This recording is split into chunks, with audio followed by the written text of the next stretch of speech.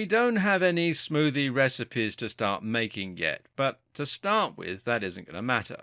Instead, we're going to look at the basics that apply to any smoothie. Because really, you don't necessarily need a recipe. There's nothing wrong with just experimenting with different combinations of fruits and vegetables and tweaking the ratios to find things you like. Elsewhere in this series, you'll find a guide to the different health benefits of various fruits and vegetables, as well as the benefits of different nutrients, and that can serve as a good starting point. But to get creative, you need to know the basic rules that will apply regardless of your ingredients. How do you make sure that your smoothie is basically tasty and doesn't leave you cold? Well, the first thing to do is to choose the fruits and vegetables that you're going to add to your smoothie. As mentioned, you should choose the fruits and vegetables based on the goals you want to achieve and the nutrients you're interested in. Of course, you should aim for a balance, but ask what your primary goal is too. Is this a fat-burning smoothie, an energy smoothie, or a fiber-packed smoothie? Think too about the sugar content and acidity. Something like a banana or an avocado will be much less sugary than something like an orange or a mango. If you have one or two ingredients that pack a lot of sugar, then consider adding a few less sweet ingredients to try and even the score.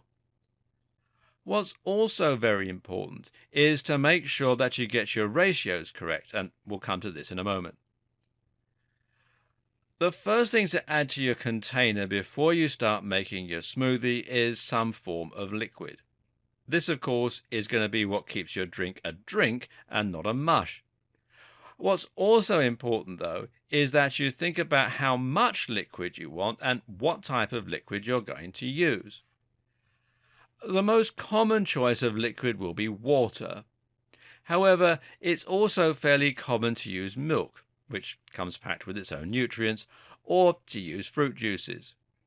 It's also normal to use 1 to 2 cups for one person's worth of smoothie. Note that your smoothie's consistency is very much dependent on what you do now. If you want the drink to be very runny, then adding a lot of water and juice is fine. If you prefer a thicker consistency, though, then you'll want to add a little less and or choose something that is thicker to begin with, such as milk or even yogurt. Whether you prefer your drink to be runny or thick is entirely a matter of preference and might also vary depending on the recipe and the goal. Common liquids you can use for delicious smoothies include water, almond milk, coconut milk, coconut water, organic fruit juice, freshly squeezed juice, kefir, tea, or yogurt. Have fun and experiment. The next thing to think about is your base texture, and often just referred to as the base. This is what's going to provide the body of your smoothie and give it a thick consistency so that it is a smoothie and not a juice. The aim here is to pick something which has a thicker consistency itself, and that usually means something along the lines of bananas, mangoes, pears, peaches, or avocados. Yogurt, or yogurt as it's also pronounced, also works well, as do nut butters like peanut butter. Coconut meat, chia seeds, ice, frozen fruit, or even cream, although this last option is not quite so healthy, are also things that you might want to consider.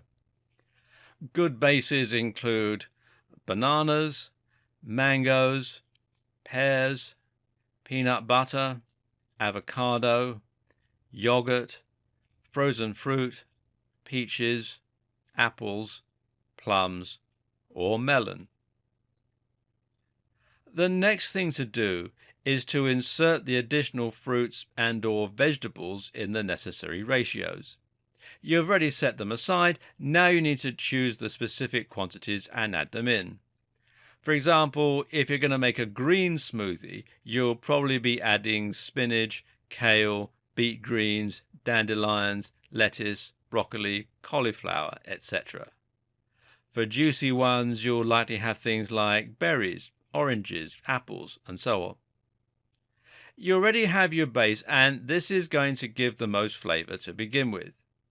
Choosing fruits from here is a matter of choosing what goes well with that base, and you can work this out by thinking about what works well on a plate together.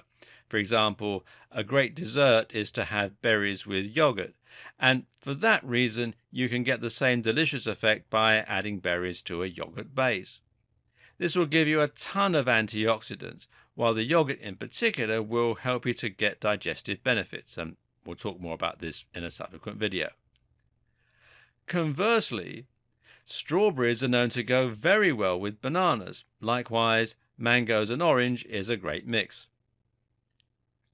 With all that done, add your fruits into the blender, de-seeded and de-stoned of course, and then blend them up into a pulp. You can always add more water at this point if you decide it needs it. Remember to keep your hand over the lid though.